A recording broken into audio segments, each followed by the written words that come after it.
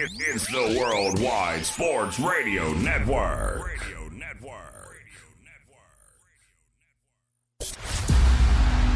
Cause that's the bottom line. Cause Stone Cold said so. And so, goodbye. And good night. Bang! Settle! Because I'm better than you, and you know it. Yes, sir.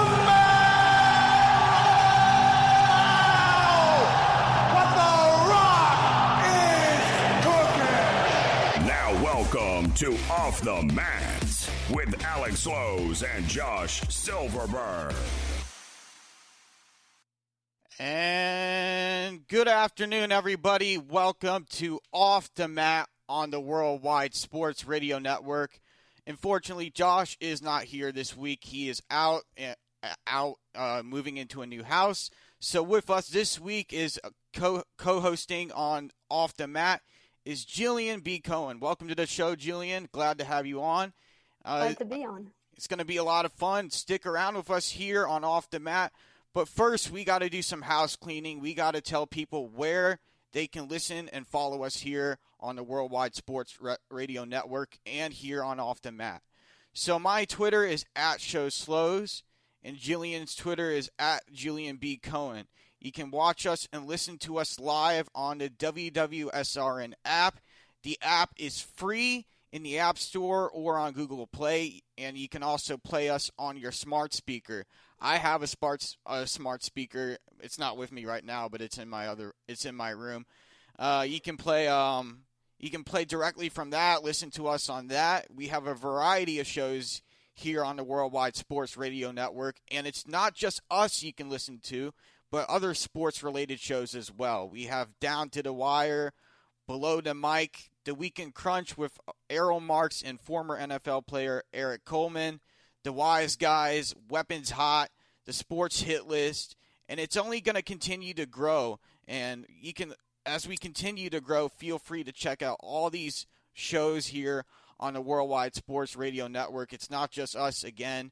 It's mostly sports shows that you can play back and listen to anytime, anywhere through the WWSRN app. Also, you can watch us live on the Worldwide Sports Radio Network at worldwidesportsradio.com/watchuslive. Our phone line is 727-888-4295. Again, the phone line is 727-888-4295. Feel free to call in any point during the show. Give your thoughts, opinions, and comments on the topics we have at hand and what we will be discussing. And throughout the show, you can also chat with us on Facebook Live through the live stream at the bottom of the screen. And yeah, it's going to be a really interesting show. I cannot wait to get into the topics we have. We have AEW, NXT, This Week in Wrestling History, the Hell in a Cell recap, AEW Full Gear preview, which we will have later in the show, and the finishing move. But okay, Jillian, right now it's time to get into AEW. It was a very, very interesting show. We had the AEW World Championship title tournament, and the first match was Wardlow versus Hangman Adam Page. And Hangman wasted no time going after Wardlow with the drop kick right out of the gate. And I love how Adam Page uses diving and stunning attacks to take out his opponents. The spear through the guardrail from Wardlow was insane and turned the tables on Adam Page throughout the matchup. And Adam Page is one of the most gifted athletes in AEW. He was very successful in the Bullet Club in New Japan, where he came from. And when he crossed over into AEW, that's where he wanted to start. And he started off with a tag team with Kenny Omega. But now he has to be successful in singles competition, and so far he has. As for Wardlow, he has been amazing to watch. His power and intensity. He has power and intensity, and he's one of the strongest athletes in AEW. Under MJF's leadership, he's been very successful, and only time will tell what direction he goes in his career. So now I got to ask you, what are your thoughts on Hangman Adam Page and seeing him move on into the finals, and he's going to be facing Kenny Omega in the final competition before someone earns that opportunity for the AEW World Heavyweight Championship match. Yeah, well, I thought, the match that we saw Wardlow versus Hangman was very good. But, ever since, Kenny and Hangman did, separate, Hangman has been so good on his own. Just the raw talent that he has, even as a singles competitor, you see it so much more now because he's able to, as we know, we've seen him before in singles, but right now, him in singles is just very, there's a lot that he can do, very great moves. And it's going to be, interesting to see when he does face Kenny again. What is that going to be like for them? How hard are they going to go at each other given what has happened in the past with them, being tag teammates, and now they're not. And, all that rage and all of that, it's just going to come to a head, and I think it's going to be an explosive match. Oh, yeah. I cannot wait for it. It's definitely going to be a great matchup. And what I'm thinking is how are Hangman Adam Page and Kenny Omega going to be able to put differences aside and really go at each other in great competition in this matchup? Because, like you said, they ended the tag team and they split into singles competition. So it's going to be – I cannot wait to see how it turns out. I believe they're going to go at it in this matchup. It's going to be a striking match. It's going to be a blow-by-blow, neck-and-neck matchup, so I can't wait for that. Yeah, and I think for sure, it's going to all come together. Can they contain, I guess, their own egos and the fur that they have, and also the animosity that they have toward each other to be able to, are they ever going to be able to put differences aside? We may find out in this match, or, we may not. This may continue. And the next match was Eddie Kingston versus Matt Sydal. And Matt Sydal, speaking of him, I met him a year ago at ACW. He's a trainer in Tampa for WWN or WWN World Wrestling Network School. And a year ago, that's where I met him, and he's one of the most talented, amazing athletes. He's one of the premier high flyers in the world, and he's not afraid to go. He's not afraid to take things to extreme lengths, and he has not gone unnoticed at all. Matt Sydal can take to the skies at any particular moment, and that's why he's so good at what he does. Yeah, no, like you were saying, Eddie Kingston is so unpredictable, but that unpredictability about him makes him so interesting. I meant Matt Sydal. Oh, I'm so sorry.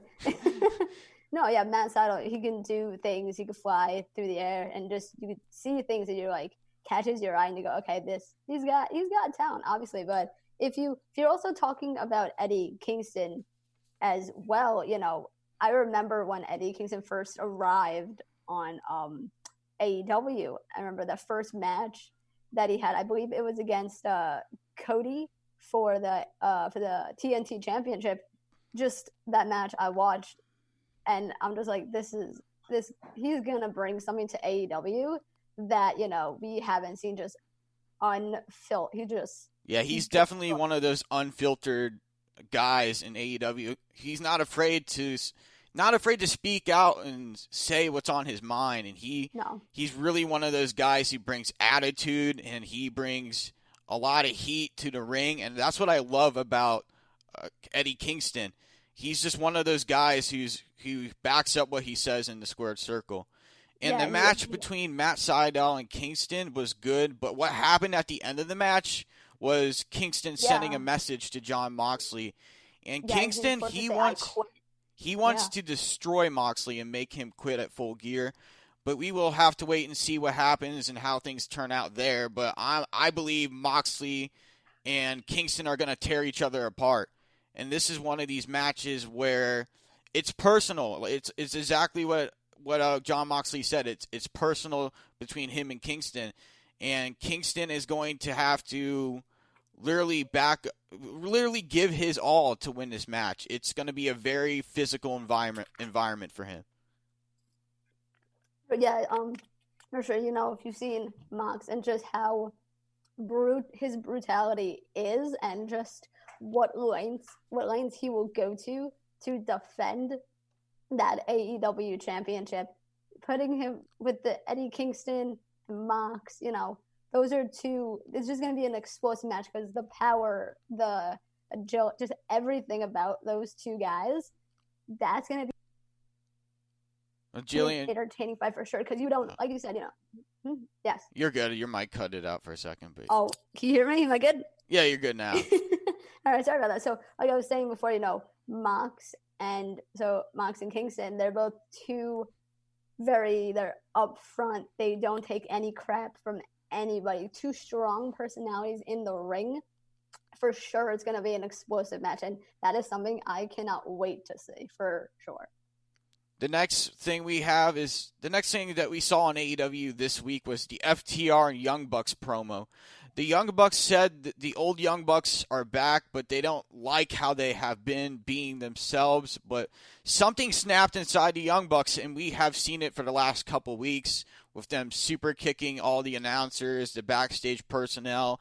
And this is why they've been changing the way they are, because they feel FTR antagonized them, and that's why they are doing this. That's why they are changing who they are and why they want to come out this way and face FTR this way. And the Young Bucks said if they don't win at Full Gear, they won't challenge. They'll never challenge again for the AEW World Tag Team Championships. So they have a lot to lose, and they are putting everything on the lines. So I got to ask you, Jillian, what are your thoughts about the Young Bucks putting everything on the line here against FTR?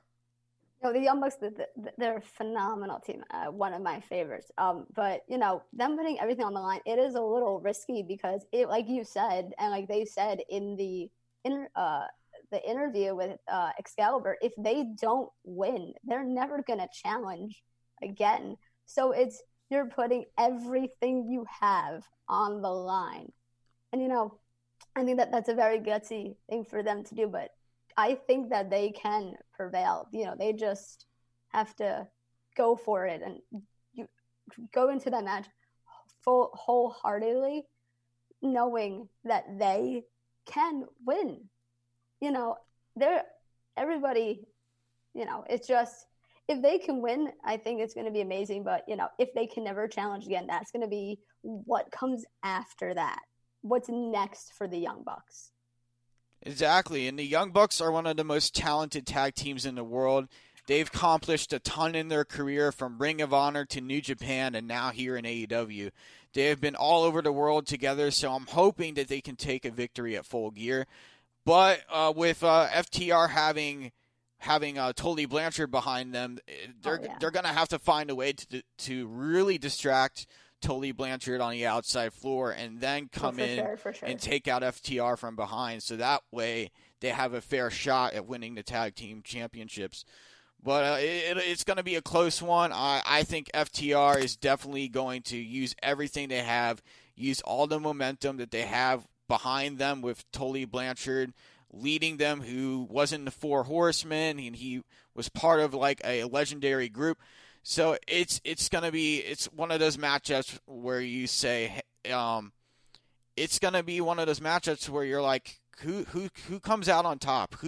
Who's the tag team that really prevails here? So it'll be an interesting one to watch, and I cannot wait for this tag team championship match.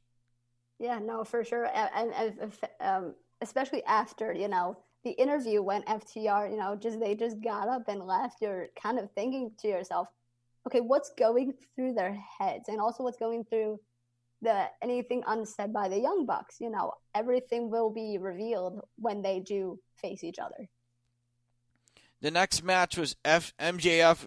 Well, we had an announcement. There was a promo between MJF and Chris Jericho, and we saw the town hall meeting. That was a pretty interesting town hall meeting. That segment was amazing. It was great.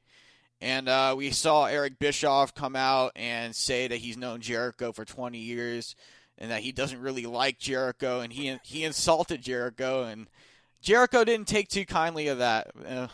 That was an interesting segment for sure, and we saw MJF kind of trying to back up his words and say that he's not going to betray the Inner Circle. He wants to be in the Inner Circle and help them out and make them rise more to power in AEW. And I believe MJF can do that, but in order for him to be in the Inner Circle, he has to beat Jericho at Full Gear.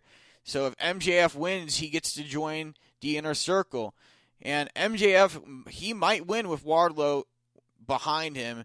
And but before we get to that, next week, MJF has to win and tag team with Wardlow against Sammy Guevara and who am I trying to think of? He's in Proud and Powerful. I can't think of his name right now, but they will be facing that team. And because MJF is a tactical genius and because he plans accordingly, I know for sure he's going to have something up his sleeve. So something definitely will go down next week on Dynamite. But we saw that Sammy Guevara does not. He does not want MJF in the Inner Circle. No, not one bit. No, you saw just the disdain on Sammy's face, and you go, okay, that's if like what? Here's the thing: if MJF does beat Jericho now, that's a big if. What could possibly happen with Sammy? Like, we don't know. Obviously, we have to first see if him and Wardlow can win before he even faces Jericho. Yeah, and Santana wasn't too happy about it either. He was backing. He was just saying on the microphone, if somehow you get past us, we'll let you in the Inner Circle. But next week, we're going to make sure that you never get to Full Gear. And MJF and Wardlow have to be ready for this tag team match because Sammy Guevara and Santana, they're going to do everything they can to keep him out of the Inner Circle. Exactly, yeah. And also one thing, too, if once again, it's a big if MJF can beat Jericho, who isn't to say that once MJF is potentially in the Inner Circle, will he stay loyal to them? Or is he planning something in his head like, okay, me joining the Inner Circle, I can do so this and this to try to maybe even break them apart. But who knows? We like I said, we have to wait and see. Yeah, exactly. That's what you have to really think about. If MJF does get in the Inner Circle, how do we know he's not going to stab the Inner Circle in the back and try to form his own group out of the Inner Circle? That's what you really have to think of and watch out for. And that's what Chris Jericho needs to be on the lookout for. So I cannot wait for that matchup. And the match we had was on AEW this week was Orange Cassidy versus Cody. TNT Championship Lumberjack match. The match was okay.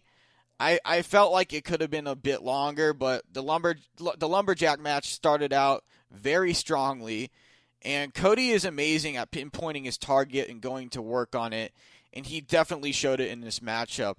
Outside distraction allowed Orange Cassidy to capitalize momentarily, and the match was definitely fun to watch, especially the superplex onto the Lumberjacks and to the floor on the outside. That allowed the match to pick up from there. And Cassidy, he was close to winning that match until the Dark Order got involved, just like the week before, and they cost him this matchup twice in a row. Because if he won, he could have been TNT champion already. So I love the turnout of the matchup, and I like how it ended. I just feel like it could have lasted a bit longer. Yeah, no, I agree with you. It could have been longer, but like you said, the beginning of it was everything was going perfect. But also one thing I do want to talk about was Cody did actually target the knee of Orange Cassidy and tried to do a figure four. Cassidy went to the floor, and then eventually, where he quickly, evaded the grasp of the Dark Order, but he walked right into a big tornado DDT by Cassidy. So, it was a great match, but maybe just a little longer, and Cassidy was so close to winning that.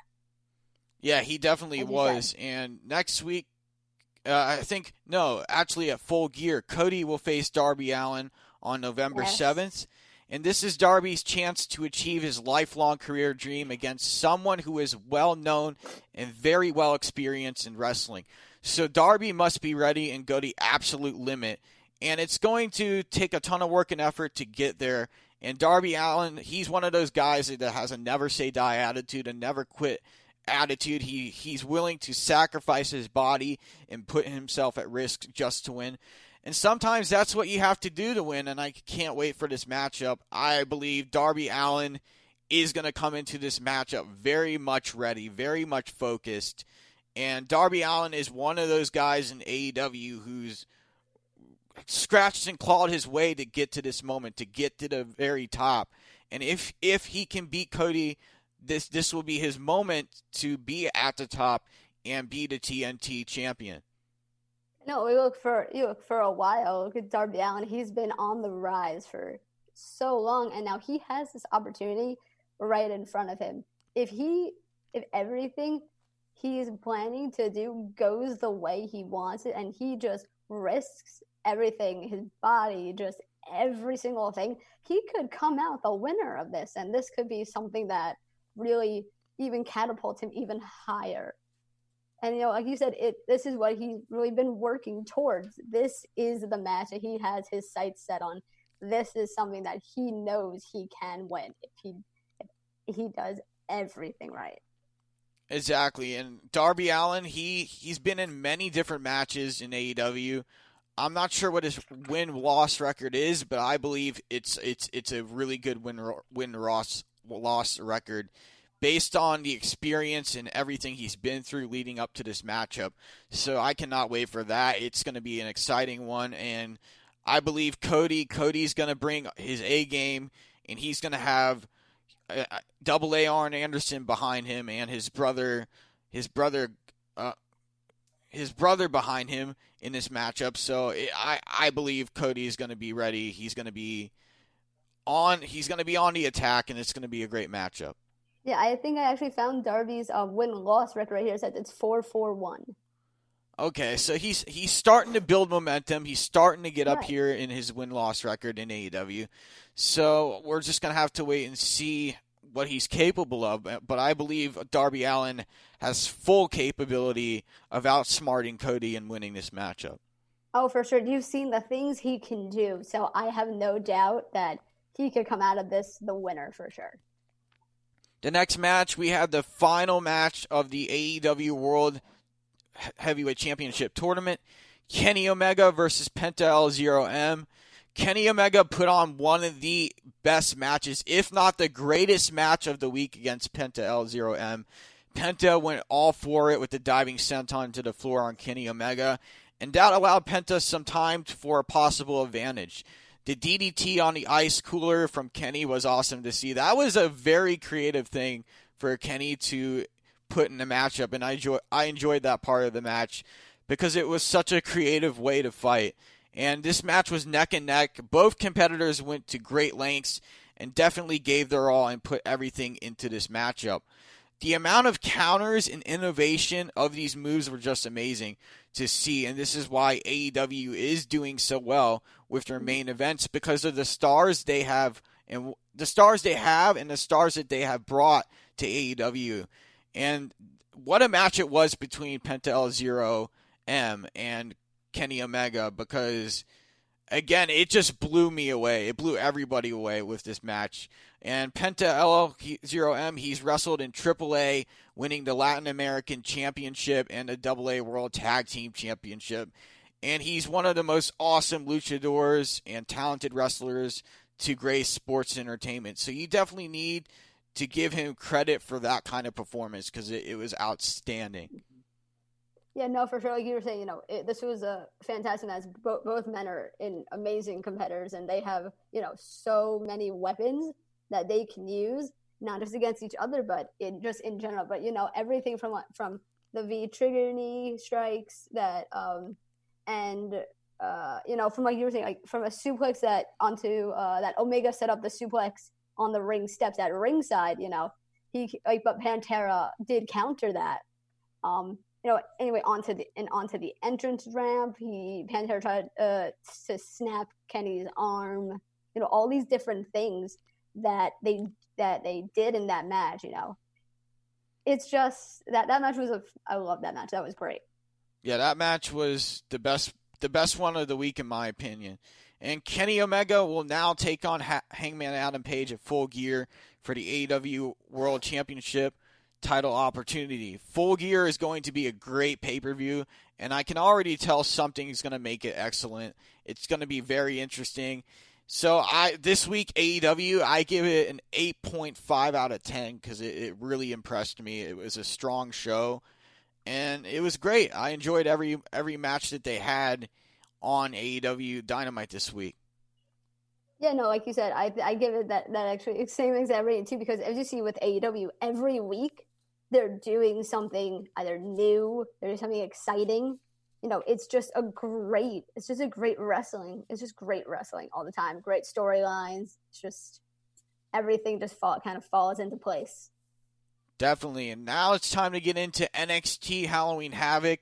Loved the opening of the show. The promo of the show was great with Shotzi Blackheart. The setup was amazing, but it was something I did not expect. I expected the old WCW Halloween Havoc setup. That's what me and Josh were talking about last week. We wanted to see them bring back the old Halloween Havoc setup, but they still were creative with the setup, but I feel like they could have been able to bring that back. But now, thinking about the setup to the old setup, now, did you think that the new setup was too much, or do you think that it was not enough? I feel like it was not enough. There could have been more. Yeah, there could have been more on the NXT Halloween Havoc setup, but it was great. And then the first match we had was Damian Priest versus Johnny Gargano. Spin the wheel, make a deal match, and it became a Devil's Playground match. So which that means no disqualification, no count out, and false count anywhere for the North American Championship. And Damian Priest, he got to jump on Gargano very quickly. And Damian Priest is the type of guy who can really deliver the most execution on a move and keep the pressure on his opponent. Damian Priest is one of my favorites in NXT. And the first time I saw him compete, I knew he was going to be something special. I knew he was going to have a good connection with the NXT universe, and he has made a big name for himself here in NXT very, very quickly. And when he won the NXT North American Championship for the first time, I knew he could be a figure in the NXT locker room that people could look up to and definitely learn from. And he's really done what he set out to do, and that's made him big and made him live forever. And the match itself, the ending was great. Johnny Gargano, he's a great wrestler. He made no mistake about it. He's a great performer and has had every opportunity in the book. I just think NXT, they need to allow others a chance like Cameron Grimes. They need to allow performers, mid-card performers like Cameron Grimes and Dexter Lumis, and really focus in on them and give these guys more opportunities.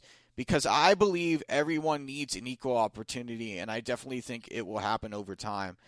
And Damian Priest, he took the fight to Gargano early on in the match, and Gargano had no chance to counter back and capitalize.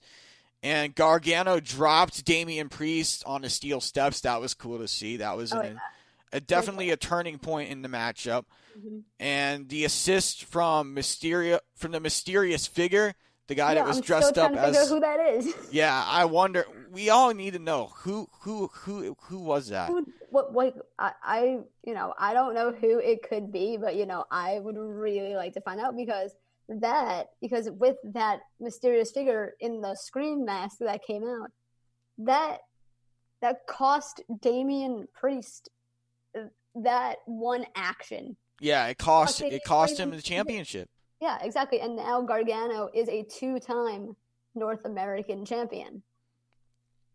Exactly, and I have a feeling someone had to be behind it. I believe either it might have been Candice. It could be anybody, but we'll have to wait and see who gets unveiled next week.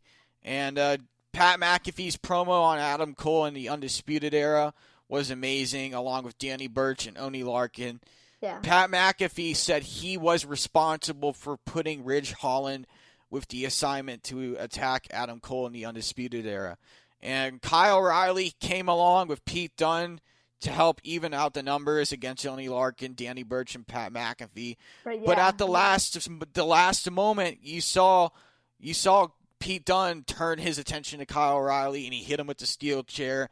And they just went full ham on Kyle O'Reilly and basically just destroyed him inside the squared circle.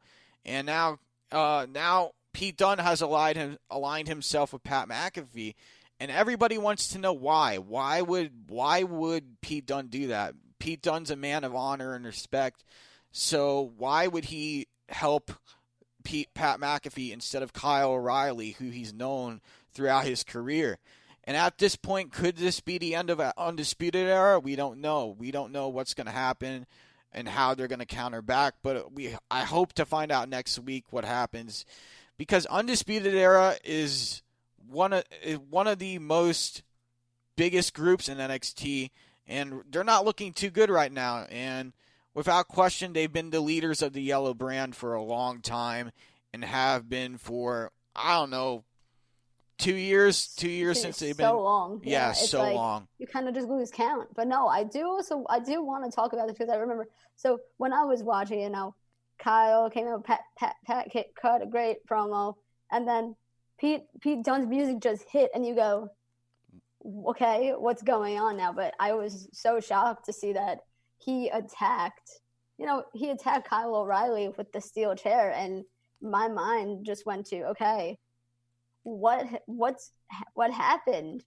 The last time we saw Pete Dunne was when he was with Matt Riddle, and when they were the Bruiserweights. So I just want to know what happened that Pete Dunne decided to align himself with Danny Burch, Oney Lorcan, and Pat McAfee. Like, what's going on here? Is this a new faction that's starting, and this is just the beginning? And like you said, is this the end of the Undisputed Era? We'll have to wait and see. Very interesting storyline, definitely developing here for sure. Yeah, it's. I love how NXT is doing with this storyline, and I love how everything is unfolding, and I wonder what's going to happen once they bring back Ridge Holland. I wonder when he's going to be coming back, because he's going to be out for a while with that injury. So I wonder what the storyline will be like when he comes back. I'm definitely that's definitely something to stay tuned to for sure. I'm very looking forward to see what happens next. And then we had Jake Atlas versus Santos Escobar. Escobar came out of the gates, got the matchup going with the drop kick, and Santos made quick work and applied skill in the matchup to defeat Jake Atlas. The match was good, but I believe that could have been a longer match as well. Santos Escobar wants to be known as the Emperor of Lucha Libre, and I think he definitely has earned that role as the Cruiserweight Champion. And he's been champion for 157 days, and that is a huge accomplishment and feat. And Santos Escobar has brought honor to the Cruiserweight Championship, and I love what NXT is doing with him. And they have made him a better star than how he was when he donned the mask. And he's come a long way in his career since then. And he's made a big name for himself and definitely has risen up as one of the best cruiserweight competitors. Oh yeah, no, for sure. See, this match, I caught a little bit of it. I was flipping back and forth, to get ready for the show. So I only saw a little bit of the time. Like you said, I did watch some clips before we started. But no, what I saw, that was a high octane match. Like you said, it definitely could have been longer for sure. It needed that thing that made it go, okay, this is how it ends. But no, with the Phantom Driver, that just ended it so quickly. You saw him go for it, and you're like, this has to be it. I don't think Atlas can recover from the Phantom. No. I don't think Atlas can recover from this at all. This is just completely you just completely took it over. We're going to have to speed it up because we're almost to the break point. But all right, sounds good. Haunted House of Terror's match, that was great. Oh my God, this is the perfect match. This was like, this is so good for Dexter it was Lumis. such this a good perfect match. Yeah, it definitely was. And it reminded me of the cinematic matches that WWE has done on their main roster. And it was very, very creative. And I love how they just added a lot of twists and turns to it, how they added the zombies to the matchup at the end. Oh, yeah, and that got me. Yeah, it was great. And then we saw Cameron Grimes go to sleep in the chokehold, and that was it. And then the next match... Yeah. The next match was Rhea Ripley versus Raquel Gonzalez. And Gonzalez started the match off by tossing Rhea around. Loved the flurry of strikes and hits from them. And Raquel Gonzalez, she showed what kind of athlete she is in the matchup. But it wasn't enough to really show what she's capable of. But Rhea Ripley, I hope we will see more of this feud between her and Raquel Gonzalez and what she can do in the squared circle. This is something I'm here for. To me, this was my favorite match of the night. I love Rhea Ripley, and just this whole, it was so good from beginning to end. It was just the amount of just pure energy that went into this match was so good. It definitely was. Why she showed it, and Raquel Gonzalez also did an amazing job too. And we have a question for somebody who says, "What do you think of Bliss as the Fiend and other half? Should she take over the women's division and do a title run under the new side of her?" I think they should. Yeah, I believe. I think they should too. Yeah, I want to see a title run with Alexa Bliss and the new dark side of her. That would be great. That would be a great way to go for the main roster, the women's division over there. Now we have the final matchup here. Io Shirai versus Candice LeRae, NXT Women's Championship match. Tables, ladders, and scares. The fact that NXT made this ladder match was even better, and I enjoy seeing matches like this where bodies are put on the line and where everything can change very quickly. It was a great main event with Candice and Io Shirai battling it out. And Candice knew exactly what she had to do and why this needed to end between her and Io Shirai. Candice was able to use every ounce of energy she had left in this match, but we saw her go through the ladder on the outside floor, and that was it. That was it. That was the ending to that match. Io climbed all the way up, and she retained her title.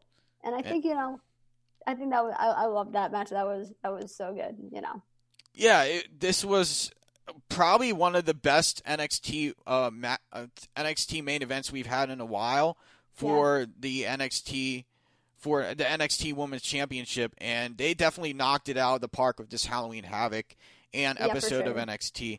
So for me, this is a 9.0 out of 10. So which show was better for me this week, NXT or AEW? I would say NXT was definitely the better show this week because of the main event, the Women's Championship ladder match, the North American Championship match, the Haunted House of Terrors, the Cruiserweight match, and they had their own spin of action. So NXT definitely did a good job this week. Yeah, for sure. I'd have to agree with you as well. Looking at the two shows, I would definitely say NXT for sure. Just the quality of the matches was so great. And like you said, with the North American title match, with the House of Scares match, and with the main event, they just put it all on the line there. And I think that was a fantastic Halloween Havoc show for sure. It definitely was. And I would say NXT definitely, they put everything into this pay-per-view. This was one of the best pay-per-views for NXT this year, alongside with the pay-per-views before that. I forget what the pay-per-view was before that. I'm not sure, but I think the next pay-per-view after that is NXT TakeOver War Games. So that'll be an interesting one. Yeah. So when we come back, we will have This Week in Wrestling History, the Hell in a Cell recap, and what else do we have? We have the finishing move, I believe. Finishing move, yes, and finishing move. All right, stay tuned here with us here on the Worldwide Sports Radio Network. It's the Worldwide Sports Radio Network.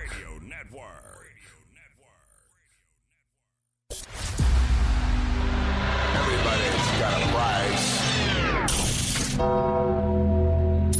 Rest in peace. Welcome back to Off the Mat with Alex Lowe's and Josh Silverberg. All right, ladies and gentlemen, welcome back to Off the Mat with me, myself, Alex Slows, and Jillian B. Cohen, who is guest co-hosting with us. And now we are at This Week in Wrestling History, and this one is ECW Fright Night.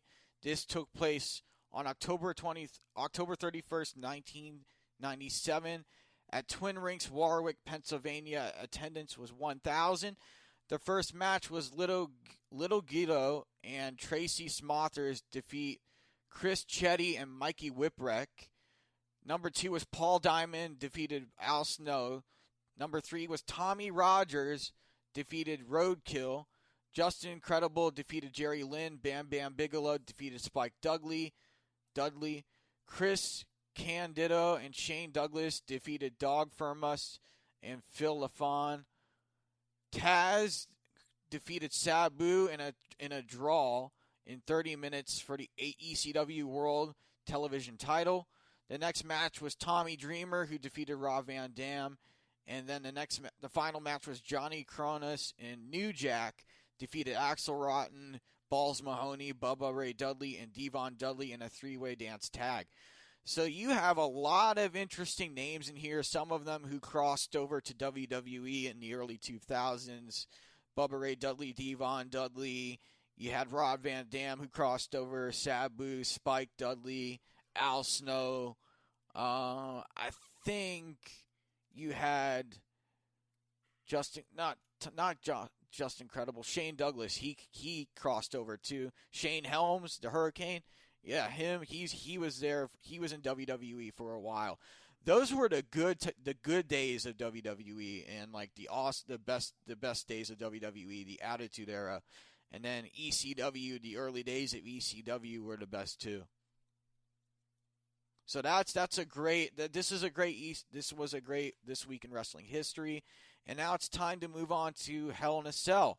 We had Roman Reigns take on Jey Uso in the Hell in a Cell championship match for the Universal title. Roman Reigns won by I Quit rules, and this was the most emotional match I have ever watched. 2 spears delivered by Roman in the match. They were on point, calculated perfectly. 3rd spear, that was just as dangerous. Hell in a Cell is a structure that can change you no matter what type of match it is. And Jey Uso definitely went through a grueling match, and honestly, I would give this Hell in a Cell a 6 out of 10 because it didn't really feel like a Hell in a Cell. It felt like an Extreme Rules type of event.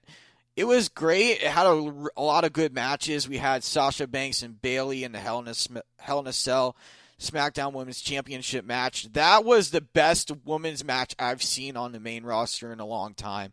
Oh, yeah, for sure. So that was great. The match against Jeff Hardy and Elias, that was okay.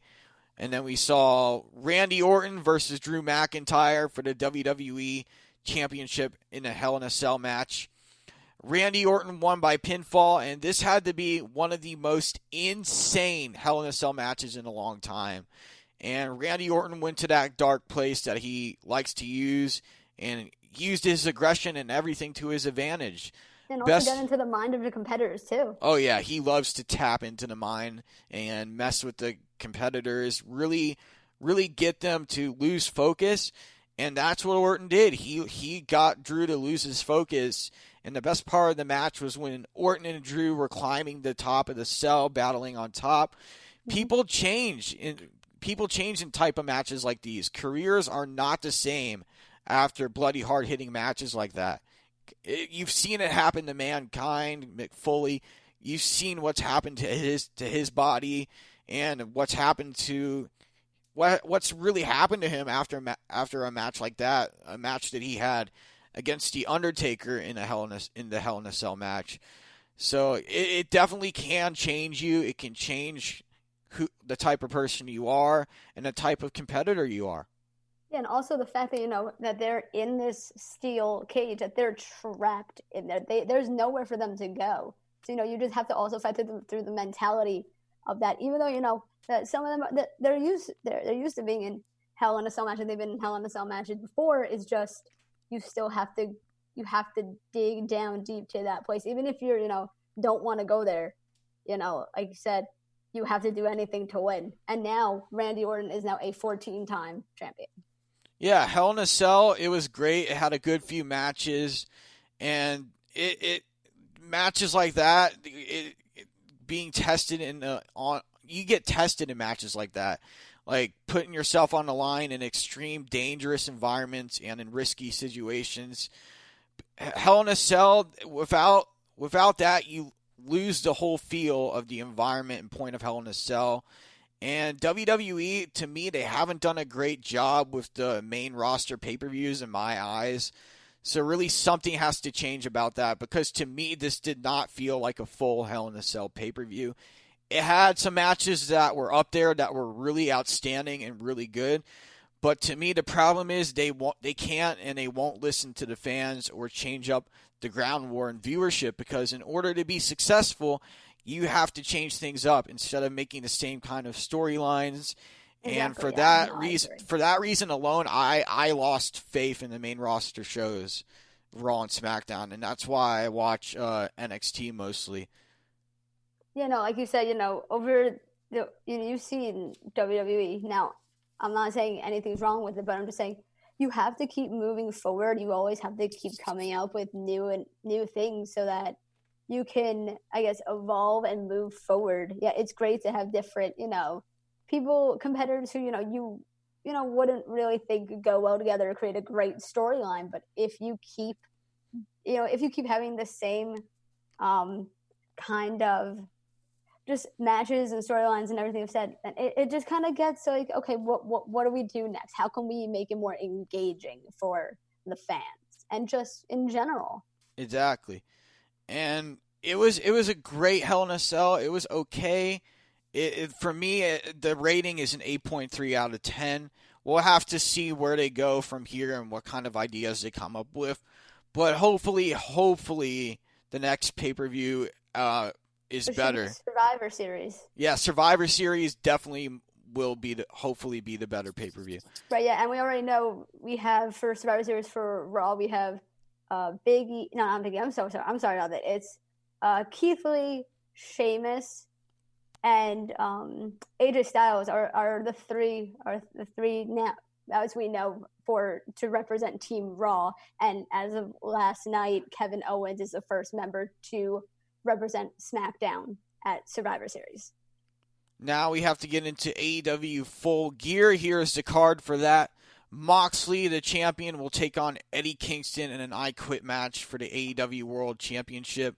The next match after that will be Cody versus Darby Allin for the AEW TNT Championship. Third match is FTR, Cash Wheeler, and Dax Harwood versus the Young Bucks, Nick Jackson and Mac Jackson for the AEW World Tag Team Championship match. Number 4 is Hikaru Shida versus Nyla Rose. She will be defending her AEW Women's World Championship. The next match after that is Hangman Adam Page and Kenny Omega will face each other in the finals of the AEW World Championship Eliminator Tournament. And winner will get a future AEW title shot. Number 6 is Matt Hardy versus Sammy Guevara, the Elite Deletion match. Number 7 is Jericho versus MJF. If MJF wins, he will be allowed to join the Inner Circle. And number 8 is Orange Cassidy versus John Silver. So here are my predictions for the AEW Full Gear pay-per-view. The first prediction is Moxley wins and retains the AEW World title in a grueling, hard-hitting matchup. I agree with that 100%. And then the next, I believe Jon Moxley, he's been the face of AEW since his arrival and really has been a fighting champion and becoming the longest reigning AEW World Champion. He's brought more to the sport of wrestling than ever before, and I want to see him accomplish more than ever, so I think he has to win that matchup. Yeah, just pure rival aggression from Mox. Perfect. The next matchup, Darby Allin will face Cody, and I believe Darby Allin wins that one. Darby Allin, He's one of the most gifted stars in AEW.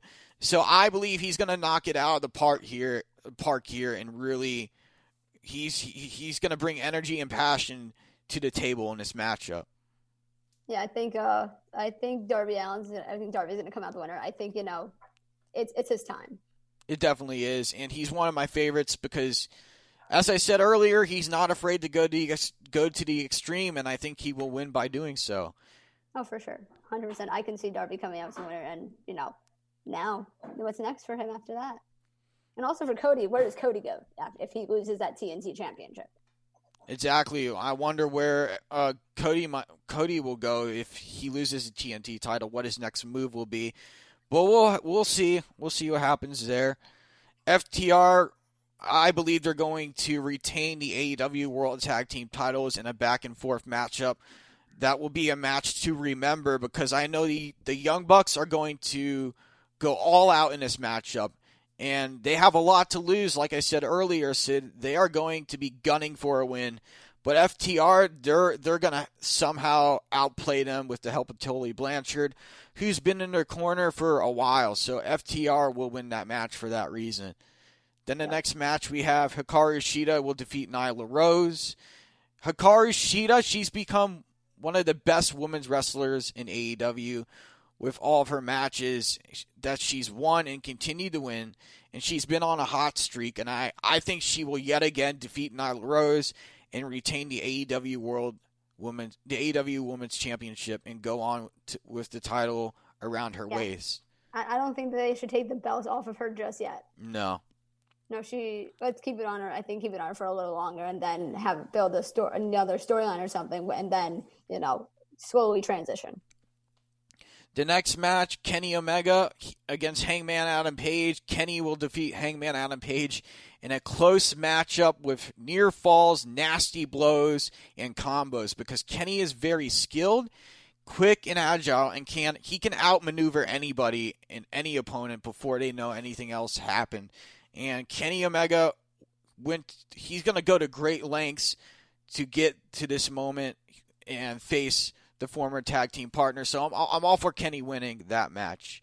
Yeah, it's also like you said earlier in the show. Now that they're both not competing together, and all this anger pent up, and now they're gonna be able to take it out on each other. What kind of a match? I think we're gonna expect a really really hard hitting, giving everything that they got. Exactly, and I Kenny Omega, he's going to bring everything he has in this matchup. Kenny has waited a long time to get to this singles competitor type of matchup. And Kenny's I believe he's going to fight tooth and nail to win this matchup. And I cannot wait to see Kenny Omega win this matchup and go on to face the winner of the I Quit match. So it's going to be great. That's going to be a match to remember for sure. And then we have Matt Hardy. My prediction is Matt Hardy will defeat Sammy Guevara and delete him in a match that will take risk, great strengths to win. And Matt Hardy is no stranger to that. He's been in this business for a long time, and I can definitely see him standing tall. Yeah, I'm going with Matt Hardy as well.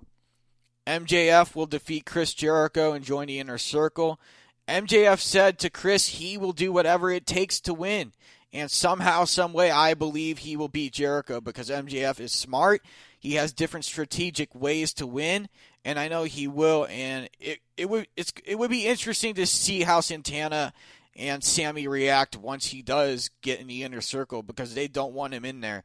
So I can't wait to see that. Not by any means.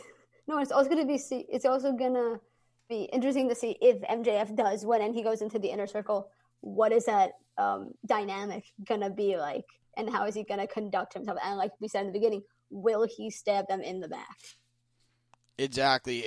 I wonder what I hope to see MJF make it in the Inner Circle because I want to see this storyline play out. I want to see how this storyline turns and where it ends and where it twists. So I think MJF winning is a great way for AEW to show how they can put together these storylines and really go all out with them. Yeah, for sure. That's going to be a hell of a match. And then in the final match, Orange Cassidy will defeat John Silver and get even for the Dark Order's involvement in his matchup with Cody. And that cost him the match for the AEW TNT Championship. And Cassidy, he has the power to win this match. I definitely believe he can and that he will. Cassidy is a very great grappler, and he's very fast. So John Silver, he has to be ready and prepared. He needs to be on his A game, and he really needs to pay attention here in this matchup because one slip up and it could be over very quickly. Mm-hmm. Yeah, I think Orange Cassidy will come out the winner as well. I think he just has too much momentum. Yeah, Orange Cassidy, he's one of my favorites in AEW. Oh, for sure. There's just so much that he's done already. He's beaten Jericho twice, and he's really. That's something nobody has ever done in like the history of wrestling. Nobody's beaten Jericho twice. No, so that's he's definitely someone to look at, definitely to watch. Yeah, that's a big accomplishment for him, and he's really made a name for himself by doing that. As far as Full Gear goes, I think it's going to be a good pay-per-views. It's going to earn a good number in viewership, but only time will tell. And now we're at the end, Julian. We are at the end of the show. It is time for our finishing move. And my finishing move is Roman Reigns responded on Twitter to the possibility of facing The Rock in a match, hopefully at WrestleMania next year if they go to LA or Tampa. I'm hoping they come back to Tampa because I would love to see a WrestleMania with a full stacked crowd. I think actually I like that. Roman Reigns and The Rock, just these two just huge icons, just battling it out. I think that would make for an incredible match. That's something that people will remember for years. I think that would be fantastic. That's fantastic. Yeah, it would definitely. I believe that would be a great main event match. And The Rock said he would like to have Roman Reigns win that match and have him stand tall over him in that matchup because they're very close. They're family, so I think that's the way to go for The Rock. He wants to go out on his back, and that's a great way to end a legacy, a long lasting wrestling career. Oh, yeah, for sure. And also I think, having someone end career who's also, related to also your family. I don't think he would want it any other way. I think that's just going to be a hard hitting match. Definitely something to look forward to if that does happen. All right, ladies and gentlemen, we are at the end of the show. Thank you for tuning in. Thank you for listening. You can follow us on the Worldwide Sports Radio Network on Twitter at Worldwide Sports Radio _ I believe. It's WWSRN _ radio, something like that. And you can follow me on Twitter at Show Slows, Julian on Twitter at Julian B. Cohen. And also feel free to email off the mat at offthemat44@gmail.com. It has 2 T's at the end at gmail.com. So for Alex Slows here, for Josh, for Julian Cohen, thank you for tuning in. I'm not sure when Josh will be back. I'm going to find out after the show. Hopefully he'll be back next week or the week after. But thank you for tuning in. This has been Alex Slows here and Julian B. Cohen here on Off the Mat on the Worldwide Sports Radio Network. Have a good rest of your afternoon, everybody. Thank you for tuning in. It's the Worldwide Sports Radio Network.